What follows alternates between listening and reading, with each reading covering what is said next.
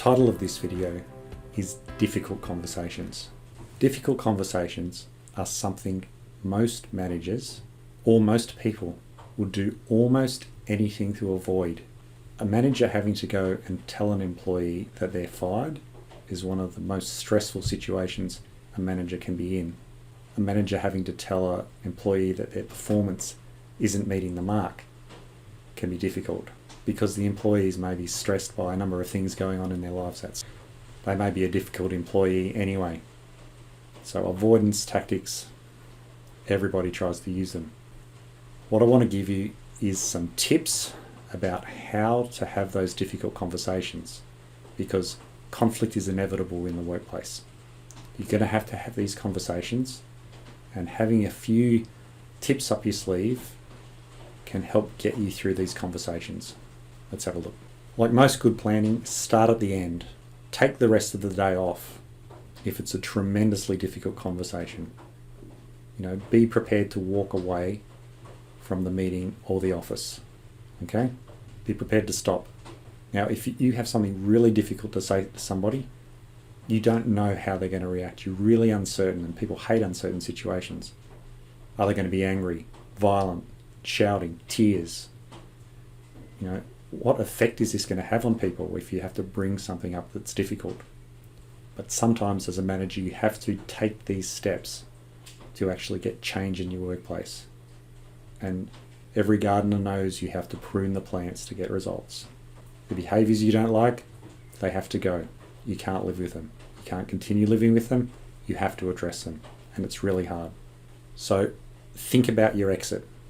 If it has these effects, how are we going to manage it? Do we do it in a public place? Do we do it via video conferencing? How do we do it? Okay, it's really difficult. But think about your exit first. Think about your entry. Memorize your opening. You want to know precisely what you're going to say and how you're going to say it. I'll give you some tips about that soon. First of all, you need to know that it's a really different context switch. You've been interacting with someone you supervise in a very specific way, but all of a sudden you're gunning for them. Okay? It's not the relationship, it's not the situation that you want to be in. Be very clear about what your purpose is and what change you want to happen as a result. Because what you ultimately want from this conversation is for the person to commit to that change, to doing something different. So you've got to be very clear about what these things are, because if you just go in and gun for somebody and you're not clear, you can just upset people and you're not going to end up with the outcome that you want, which is the actual change itself. So let's talk about some strategies and some things to think about. First of all, there's the focus. On the left, we have two people talking to each other. They're face to face. On the right, we have two people looking at a document. What do you think is better for a difficult conversation? Well, the experts suggest that the situation on the right is better. If somebody looks at you and the conversation gets difficult, voices get raised, angry words are spoken, it can actually damage the relationship between people. If you've ever been really yelled at by your boss in their office, you might never want to go back in that office again. Every time you get to the door and look in and see their face, you're going to remember that situation. But the point is not to have a difficult conversation with a person. The point is to have a conversation about an issue, and the person is just involved. So getting side by side with them, having an issue written down, focus on the issue. You want to support the person, you want to maintain the relationship, but you want change, and you want to focus on that issue, not on the person. You don't want to raise your voice, you don't want to get angry. You just want to focus on the issue and have a calm, measured discussion that you're in control of as a manager. So, what's your approach? Are you going to talk first and then listen? Or are you going to listen first and then talk?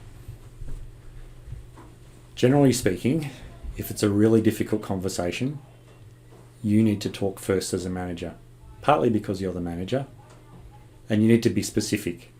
Avoid dead language. Don't say, don't turn up late, don't do this, don't do this. Avoid the word don't or not. You need to say, turn up on 9 o'clock.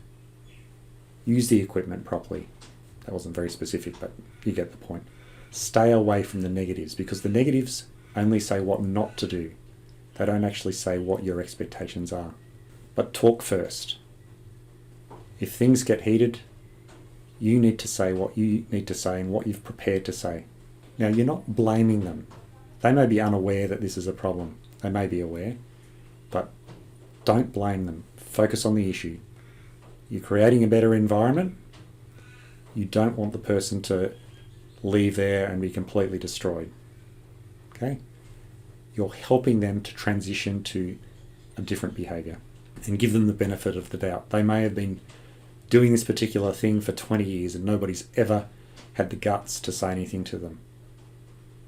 So focus on the issue. As their manager, you need to have these conversations, and it's really difficult.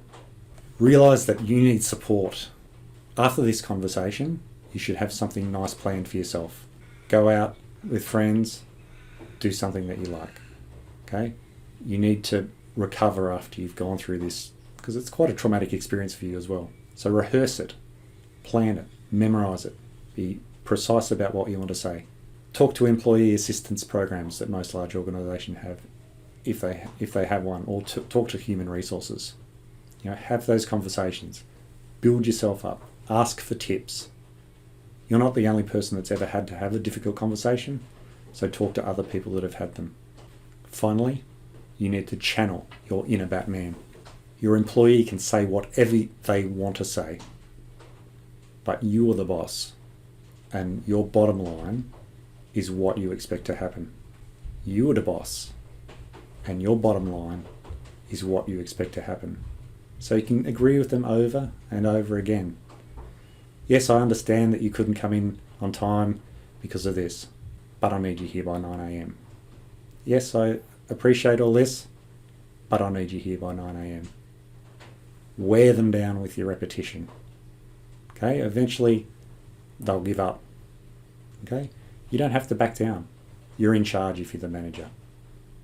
But sometimes it takes a bit of gall to have to just hold your position, particularly if somebody's becoming upset, and repeat it. So you've got to be strong. Do not back down. Finally, you want to preserve the relationship. People are fragile. They struggle. They suffer. Be empathetic. Give them the benefit of the doubt. Encourage them to ask you questions, and mention some positives after you've had to deliver the bad news. Okay? Connect with people and care for your people if you're a manager, because you'll want others to do that for you. So preserve the relationship. You still want things to be as they were. You don't want people to hate you afterwards. But your job as a manager is not there to be liked. It's to get the best out of your people. And if their behaviour's getting in the way of that, it's your job to change it.